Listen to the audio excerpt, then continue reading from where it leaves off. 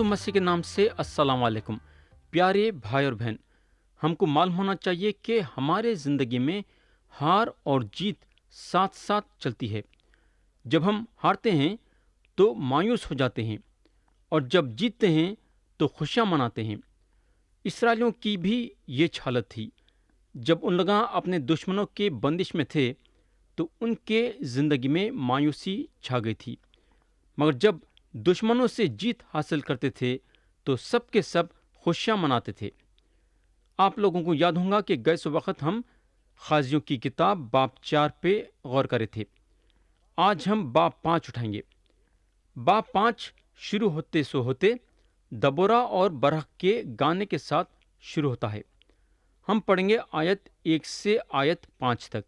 लिखा हुआ है, उसी दिन दबोरा और अबीनोअम के बेटे बरख ने ये गीत गाया कि पेशवाओं ने जो इसराइल की पेशवाई की और लोग खुशी खुशी भरती हुए, इसके लिए खुदावंद को मुबारक कहो।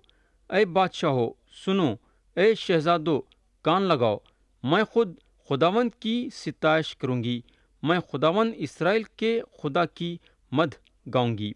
ऐ खुदावंद, जब तू शायर से चला, जब तू आदम के मैदान से बाहर निकला, तो ज़मीन काँप उठी और आसमान टूट पड़ा। हाँ, बादल बरसे, पहाड़ खुदावंद की हुजूरी के सबब से, और वो सिना भी खुदावंद इसराइल के खुदा की हुजूरी के सबब से काँप गए। हमको मालूम होना चाहिए कि गाना बजाना जो है इसराइलियों के रहन सहन का एक हिस्सा था। सारा बाब 5 जो है गाने से भरा हुआ है, और ये गाने को लिखने वाले दबोरा और बरख थे। ये लोगों को जो अपने दुश्मनों पे जीत मिली थी उसको मद्देनजर रखते हुए ये गाना बनाए। ये गाना जो है खुदा की बड़ाई करने के बारे में बताता है कि खुदा अपने हाथों से इन लोगों को जीत दिलाया। दबोरा इकरार करती हैं कि उन्हें इसराइल में माँ है। हमको मालूम होना चाहिए कि दबोरा जो है बरख के साथ जंग में गई और लोगों को जंग में आगे ले लेके बढ़ी, मगर इसमें बड़ाई दबोरा की नहीं है बल्कि खुदा की बड़ाई है। कई को बोले तो दबोरा को चुनने वाला खुदा था। दबोरा एक ज़बरदस्त खाजी थी जो इसराइलियों का इंसाफ करने बैठती थी। गुटनियल खाजी के काबिलियत को देखते हुए दबोरा की काबिलियत बढ़ के थी। अब हम आयत 6 से 8 पढ़ेंगे। लिखा हुआ है, अनात के बेटे शमजर के दिनों में और याइल के अयाम में शहर सुनी पड़ी थी और मुसाफिर पगडंडियों से आते जाते थे। इसराइल में हाकिम मौकूफ रहे, वो मौकूफ रहे जब तक कि मैं दबोरा बरपा ना हुई, जब तक कि मैं इसराइल में माँ होकर ना उठी। उन्होंने नए नए देवता चुन लिए। तब जंग फाटकों ही पर होने लगी। क्या 40,000 इसराइलियों में भी कोई ढाल या बर्छी दिखाई देती थी? तो प्यारे भाई बहन, यहाँ गाने में जो शमजर का जिक्र है, उन्होंने इसराइल के खाजी थे। उन्होंने उस वक़्त खाजी थे जब कौम में हद से ज़्यादा बदकारी बढ़ गई थी और हद से ज़्यादा झगड़े फसाद होने लगे। सफ़र करने वाले देख समझ के सफ़र करते थे। कौन से जगह से सफ़र करेंगे तो उन लोग महफूज रहेंगे, या कौन से जगह से सफ़र करेंगे तो महफूज नहीं रहेंगे। लोग जो हैं सोच समझ के रास्तों में सफ़र करते थे, क्योंकि उस वक़्त जान का खतरा हद से ज़्यादा बढ़ गया था। औरतों का तो रातों में सफ़र करने बड़ी मुश्किल की बात हो गई थी। दबोरा ये सारे खतरों के बारे में जानती थी, क्योंकि उस वक़्त लोग बदकारी में हद से ज़्यादा बढ़ गए थे। इसके अलावा दबोरा का गाना हुकूमत चलाने वालों के कमी के बारे में भी बताता है। हुकूमत करने वालों की कमी हो गई थी। कोई भी ऐसा काबिल इंसान नहीं था जो हुक्म कर सकता था, यानी कि हुकूमत कर सकता था। कोई ऐसा इंसान नहीं था जो इसराइलियों के आगे ले लेके बढ़ सकता था। दबोरा क्योंकि एक माँ थी, उसके पास माँ का दिल था। दबोरा जो है इसराइलियों को आगे ले के बढ़ना नहीं चाहती थी। दबोरा चाहती थी कि कोई मर्द इसराइलियों को आगे ले के बढ़ना, मगर कोई ऐसा काबिल आदमी नहीं था। आप सोच सकते कि इसराइलियों की कितनी बुरी हालत थी होंगी। दबोरा अपने बच्चों की बेहतरी चाहती थी, और क्योंकि दबोरा के दिल में ये ख्वाहिश थी, खुदा दबोरा को नबिया बना दिया और वो इसराइलियों का इंसाफ करती थी। दबोरा अपना कदम उस वक़्त बाहर निकाली जब उसकी सारी कौम खुदा का इनकार करने लगी। और ये बात सच है कि इसराइलियाँ खुदा का इनकार करें। इसराइलियों पे अगर हम गौर करेंगे तो इसराइलियाँ जिंदा और सच्चे खुदा को छोड़ के दूसरे खुदाओं की तरफ चले गए जो कि खुदा नहीं थे, और ये नकली खुदाओं की इबादत करने लगे। जो इसराइलियाँ जिंदा और सच्चे खुदा की रूह और सच्चाई से इबादत करते थे, वो इसराइलियाँ बुत परस्ती करने लगे। आज आप अगर देखेंगे तो कितने लोग बुत परस्ती कर रहे हैं और खुदा के बगैर अपनी जिंदगी गुजार रहे हैं। और दबोरा नहीं चाहती थी कि उसके बच्चे इस तरीके से बढ़े, इसलिए दबोरा इसराइलियों को जंग में आगे ले लेके बढ़ने के लिए तैयार हो गई। आयत 9 में लिखा हुआ है, मेरा दिल इसराइल के हाकिमों की तरफ लगा है, जो लोगों के बीच खुशी खुशी भरती हुए तुम खुदावंत को मुबारक कहो। प्यारे भाई और बहन, हालात उतने बुरे नहीं थे, थोड़े नेक और खुदा परस्त लोग थे। दबोरा चाहती थी कि वो लोग ये जाने कि उन्हें उनके साथ है। दबोरा जो भीड़ को ठुकराई या पसंद नहीं करती थी, वो भीड़ वो थी जिसको खुदा का खौफ नहीं था। आयत 10 और 11 में लिखा हुआ है, ए तुम सब जो सफ़ेद गधों पर सवार हुआ करते हो, और तुम जो नफीस गालीचों पर बैठते हो, और तुम लोग जो रास्ते चलते हो, सब इसका चर्चा करो। तीरंदाजों के शोर से दूर पंघाटों में वो खुदावंत के सादिक कामों का, यानी उसकी हुकूमत के उन सादिक कामों का जो इसराइल में हुए, जिक्र करेंगे। उस वक्त खुदावंत के लोग उतर उतर कर फाटकों पर गए। प्यारे भाई और बहन, यहाँ जो फाटकों का जिक्र है, ये वो फाटक हैं जहाँ लोग जमा होते थे, जहाँ भी लोगों का मिलना था। आम चीज़ों पे नहीं बात करते थे, बल्कि खुदा के अच्छाइयों के बारे में बात करते थे। आयत 12 और 13 में लिखा हुआ है, जाग जाग ए दबोरा, जाग जाग और गीत गा। उठ ए बारख और अपने आसिरों को बांध ले जा, ए अबिनियम के बेटे। उस वक्त थोड़े से रईस और लोग उतर आए। खुदावन मेरी तरफ से ज़बरदस्तों के मुकाबले के लिए आया। प्यारे भाई और बहन, इसराइलियाँ जंग जीत गए थे, और दबोरा फिर से बरहक को बोलने लगी कि उठो और इसराइलियों को ले लेके आगे बढ़ो। मगर इतना बोलने के बावजूद बरहक इसराइलियों को आगे ले लेके बढ़ने के लिए तैयार नहीं थे। तो दबोरा फिर से काम अपने हाथों में लेती है। दबोरा को ये महसूस हुआ कि उसके हाथ में उनके दुश्मन हैं। प्यारे भाई और बहन, अब मैं आपका तवज्जो आयत 31 पे लाना चाहूँगा, जो कि ये बाप की आखिरी आयत है, जहाँ लिखा हुआ है, ए खुदावन, तेरे सारे दुश्मन ऐसे ही हलाक हो जाएं, लेकिन उसके प्यार करने वाले आफताब की मानन हों, जब वो आबो ताब के साथ तुलु होता है और मुल्क में 40 बरस अमन रहा। प्यारे भाई और बहन, जो खुदा का इनकार करता है, जो खुदा की इज्जत नहीं करता है, जो खुदा की परवाह नहीं करता है, जो खुदा के हुक्मों के खिलाफ जाता है, वो आदमी खुदा का दुश्मन है। और ऐसे लोगों के लिए दबोरा का ये गाना ये बताता है कि ऐसे लोग हलाक हो जाना। लेकिन दबोरा वो लोगों के लिए नेकी चाहती थी, बल्कि बरकत देती है जो खुदा से प्यार करते हैं, जो खुदा के हुक्म पे चलते हैं। दबोरा बताती है कि ऐसे लोग आफताब के वैसे होना। آگے کلام بتاتا ہے کہ ملک میں 40 برس تک امن تھا، مگر سوال یہ پیدا ہوتا ہے کہ کئی کو امن تھا؟ اس کی وجہ یہ ہے کہ لوگ خدا کے حکموں کے مطابق چلنے لگے۔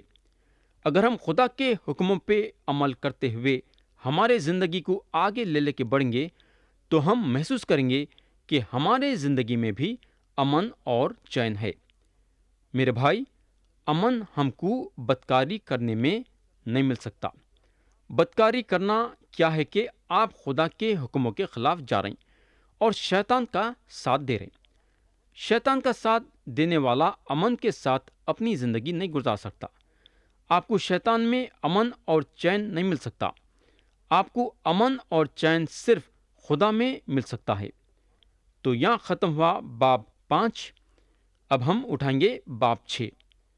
پہلی بات جو ہم باب 6 میں دیکھتے ہیں وہ ہے کہ اسرائیلیاں خدا کے آگے گناہ کرتے ہیں اور خدا ان لوگوں کو مدینیوں کے حوالے کرتا ہے، اور بنی اسرائیل نے خداوند کے آگے بدی کی، اور خداوند نے ان کو 7 برس تک مدیانیوں کے ہاتھ میں رکھا، اور مدیانوں کا ہاتھ اسرائیلیوں پر غالب ہوا، اور مدیانوں کے سبب سے بنی اسرائیل نے اپنے لیے پہاڑوں میں کھو اور غار اور قلعے بنا لیے۔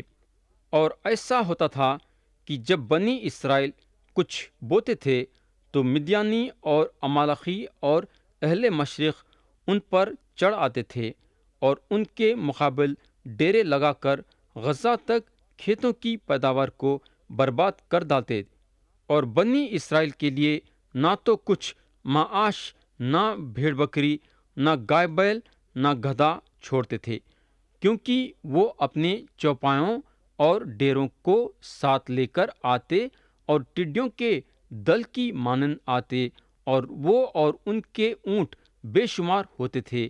یہ لوگ ملک کو تباہ کرنے کے لیے آ جاتے تھے۔ سو اسرائیلی مدیانوں کے سبب سے نہایت خستہ حال ہو گئے، اور بنی اسرائیل خداوند سے فریاد کرنے لگے۔ اور جب بنی اسرائیل مدیانوں کے سبب سے خداوند سے فریاد کرنے لگے تو خداوند نے بنی اسرائیل کے پاس ایک نبی کو بھیجا۔ اس نے ان سے کہا کہ خداوند اسرائیل کا خدا یوں فرماتا ہے کہ میں تم کو مصر سے لایا، اور میں نے تم کو غلامی کے گھر سے باہر نکالا۔ میں نے مصریوں کے ہاتھ سے اور ان سبوں کے ہاتھ سے جو تم کو ستاتے تھے تم کو چھڑایا، اور تمہارے سامنے سے ان کو دفع کیا، اور ان کا ملک تم کو دیا۔ اور میں نے تم سے کہا تھا کہ خداوند تمہارا خدا میں ہوں، سو تم ان اموریوں کے دیوتاؤں سے جن کے ملک میں بستے ہو مت ڈرنا، پر تم نے میری بات نہ مانی۔ تو پیارے بھائی اور بہن، مدیانیاں وہ لوگ تھے جو بیابان میں رہنے والے لوگ تھے۔ یہ لوگ حضرت ابراہیم کے دوسرے بیوی کے نسل سے تھے۔ پیدائش کی کتاب باب 25 بتاتی ہے کہ حضرت ابراہیم دوسری شادی کرے، اور ان کے بیوی کا نام ختورہ تھا، اور ختورہ سے جو بچے پیدا ہوئے وہ ایک قوم بنی اور ہمیشہ اسرائیلیوں کے ساتھ جھگڑا کرتے تھے۔ کئی سال پہلے جب اسرائیلیاں بیابان میں گھوم رہے تھے تو ان لوگوں کی لڑائی مدیانوں کے ساتھ ہوئی اور ان لوگوں کو کافی حد تک قتل کرے، مگر کیونکہ اسرائیلیاں مدیانیوں کو پوری طریقے سے ختم نہیں کرے تو یہ قوم پھر سے بڑھنے لگی، اور دن با دن ان کی تعداد بڑھنے لگی۔ اور یہاں ہم دیکھتے ہیں کہ یہ قوم اسرائیلیوں پہ اپنا زور جمانے کو لگی، اور اسرائیلیاں ان لوگوں سے ڈرنے کو لگے۔ اسرائیلیاں جو ہیں پہاڑوں کے طرف اور غاروں میں رہنے لگے، مگر ایسا کئی ہوا؟ اس کی وجہ یہ ہے کہ یہ لوگ خدا کے حکموں کے خلاف جانے کو لگے۔ خدا جو ہے دبورہ کے وقتوں میں اسرائیلیوں کو برکت دیا، مگر اس کے بعد اسرائیلیاں خدا سے پلٹ گئے۔ پیارے بھائی بہن، اگر خدا کے حکموں کے ساتھ یہ چلتے تو یہ لوگوں کو تکلیف اور پریشانی اٹھانے کی ضرورت نہیں رہتی تھی، بلکہ یہ لوگ امن اور چین کے ساتھ رہتے تھے۔ مگر جب اسرائیلیاں مصیبت میں مبتلا ہو گئے تو خدا کو پکارنے لگے۔ اسرائیلیوں میں ایک بہت بڑی کمزوری یہ تھی کہ جب تک ان کی زندگی میں خوشی رہتی تھی تو وہ خدا کی پرواہ نہیں کرتے تھے۔ اس وقت ان لوگ خدا کو یاد نہیں کرتے تھے بلکہ اپنے جو جی میں آیا کرتے تھے، اور کیونکہ ان لوگ اپنی مرضی کے ساتھ چلنا چاہتے تھے تو وہ کاموں میں مبتلا ہو جاتے تھے جو خدا کے نظر میں ناپاک ہے۔ میرے بھائی، یہاں ہم یہ بات کا ضرور خیال رکھنا کہ ہم ہمیشہ روز بروز خدا کے قدموں میں بیٹھنا اور ہمارے زندگی کے لیے خدا کی نیک ہدایت لینا، خدا کے مرضی کے ساتھ ساتھ چلنا ہمارے زندگی کا سب سے بڑا حصہ ہونا چاہیے۔ اور یہ کمی اسرائیلوں میں تھی، اور گناہ کر کے مصیبتوں میں گر جاتے تھے، اور اس وقت ان لوگوں کو خدا کی یاد آتی تھی اور خدا ان پہ رحم اور ترس کھا کے ان کی مدد کرتا تھا اور ان لوگوں کو ان کے دشمنوں کے ہاتھوں سے چھڑاتا تھا۔ یہ ہوگا اب ہم یہ باپ میں دوسری بات جو دیکھتے ہیں وہ یہ ہے کہ خدا جدعون کو چنتا ہے اور ان کو تیار کرتا ہے مدیانیوں کے ساتھ مقابلہ کر کے اسرائیلیوں کو مدیانیوں کے ہاتھ سے چھڑانے کے لیے۔ ہم پڑھیں گے آیت 11 سے 23، لکھا ہوا ہے، پھر خداوند کا فرشتہ آ کر افرا میں بلوت کے ایک درخت کے نیچے جو یوآس ابی آزری کا تھا بیٹھا، اور اس کا بیٹا جدعون مئی کے ایک کوہلو میں گیہوں جھاڑ رہا تھا تاکہ اس کو مدیانیوں سے چھپا رکھے۔ اور خداوند کا فرشتہ اسے دکھائی دے کر اس سے کہنے لگا کہ اے زبردست سرما، خداوند تیرے ساتھ ہے۔ جدعون نے اس سے کہا، اے میرے مالک، اگر خداوند ہی ہمارے ساتھ ہے تو ہم پر یہ سب حادثے کیوں گزرے، اور اس کے وہ سب عجیب کام کہاں گئے جن کا ذکر ہمارے باپ دادا ہم سے یوں کرتے تھے کہ کیا خداوند ہی ہم کو مصر سے نہیں نکال لایا؟ پر اب تو خداوند نے ہم کو چھوڑ دیا اور ہم کو مدیانیوں کے ہاتھ میں کر دیا۔ تب خداوند نے اس پر نگاہ کی اور کہا کہ تو اپنے اسی زور میں جا اور بنی اسرائیل کو مدیانیوں کے ہاتھ سے چھڑا۔ کیا میں نے تجھے نہیں بھیجا؟ اس نے اس سے کہا، اے مالک، میں کس طرح بنی اسرائیل کو بچاؤں؟ میرا گھرانہ منسی میں سب سے غریب ہے اور میں اپنے باپ کے گھر میں سب سے چھوٹا ہوں۔ خداوند نے اس سے کہا، میں ضرور تیرے ساتھ ہوں گا اور تو مدیانوں کو ایسا مار لے گا جیسے ایک آدمی کو۔ تب اس نے اس سے کہا کہ اب اگر مجھ پر تیرے کرم کی نظر ہوئی ہے تو اس کا مجھے کوئی نشان دکھا کہ مجھ سے تو ہی باتیں کرتا ہے، اور میں تیری منت کرتا ہوں کہ تو یہاں سے نہ جا جب تک میں تیرے پاس پھر نہ آؤں اور اپنا ہدیہ نکال کر تیرے آگے نہ رکھوں۔ اس نے کہا کہ جب تک تو پھر آ نہ جائے میں ٹھہرا رہوں گا۔ تب جدعون نے جا کر بکری کا ایک بچہ اور ایک ایفا آٹے کی فطیری روٹیاں تیار کیں، اور گوشت کو ایک ٹوکری میں اور شوربہ ایک ہنڈی میں ڈال کر اس کے پاس بلوت کے درخت کے نیچے لا کر گزرانا۔ تب خدا کے فرشتے نے اسے کہا، اس گوشت اور فطیری روٹیوں کو لے جا کر اس چٹان پر رکھ اور شوربے کو انڈیل دے۔ اس نے ویسا ہی کیا۔ تب خداوند کے فرشتے نے اس عصا کی نوک سے جو اس کے ہاتھ میں تھا گوشت اور فطیری روٹیوں کو چھوا، اور اس پتھر سے آگ نکلی اور اس نے گوشت اور فطیری روٹیوں کو بھسم کر دیا۔ تب خداوند کا فرشتہ اس کی نظر سے غائب ہو گیا، اور جدعون نے جان لیا کہ وہ خداوند کا فرشتہ تھا۔ سو جدعون کہنے لگا، افسوس ہے اے مالک خداوند کہ میں نے خداوند کے فرشتے کو روبرو دیکھا۔ خداوند نے اس سے کہا، تیری سلامتی ہو، خوف نہ کر۔ پیارے بھائی بہن، اگر ہم آیت 11 دیکھیں گے تو کلام بتاتا ہے کہ فرشتہ آ کے بلوت کے ایک جھاڑ کے نیچے بیٹھ گیا، اور اس وقت جدعون ایک کولو میں گیہوں جھاڑ رہے تھے۔ انہوں اپنے مال کو مدیانیوں سے چھپانا چاہتے تھے۔ اگر ہم پرانا عہد نامہ دیکھیں گے تو پرانا عہد نامہ میں خدا کے فرشتے کا ذکر کئی حصوں میں ہے۔ پیدائش کی کتاب میں ہے، خروج کی کتاب میں ہے، غازیوں کی کتاب میں ہے، زکریا کی کتاب میں ہے۔ مگر ہم کو اس بات کی خبر نہیں ہے کہ یہ ایک ہی فرشتہ ہر جگہ ظاہر ہوا ہے کیا۔ بولنے کا مطلب یہ ہے کہ جو فرشتہ پیدائش کی کتاب میں ظاہر ہوا، وہ فرشتہ خروج، غازیوں اور زکریا کی کتاب میں ظاہر ہوا ہے کیا، یا پھر الگ الگ فرشتے ظاہر ہوئے ہیں، یہ بات تو ہم کو معلوم نہیں ہے۔ آیت 12 میں ہم کو ایک زبردست بات ملیں گی، یا خدا کا فرشتہ ان کو ایک زبردست خطاب دیتا ہے۔ خطاب ہے، اے زبردست سرما۔ پیارے بھائی بہن، کیا آپ سمجھتے کہ جدعون ایک زبردست سرما تھے؟ ان پہ اگر ہم غور کریں گے تو انہوں ایک ڈرپوک آدمی تھے۔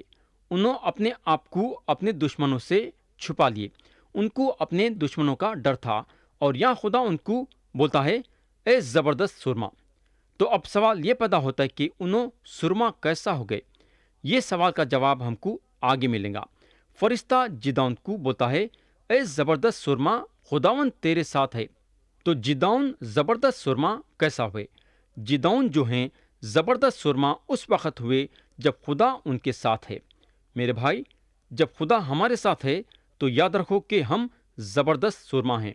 سب سے بڑی بات یہ کہ خدا ہمارے ساتھ ہونا چاہیے، کیونکہ خدا جدعون کو یہ بولا کہ انہیں ان کے ساتھ ہے، تو انہوں زبردست سرما بن گئے۔ پیارے بھائی بہن، کیا آپ خدا میں ایک زبردست سرما بننا چاہیں گے کیا؟ یا میں خدا کے کلام کو ختم کروں گا یہ دعا کے ساتھ کہ خدا ہم سب کو آج کے کلام کے ذریعے سے برکت دے۔ یسوع مسیح کے نام سے آمین۔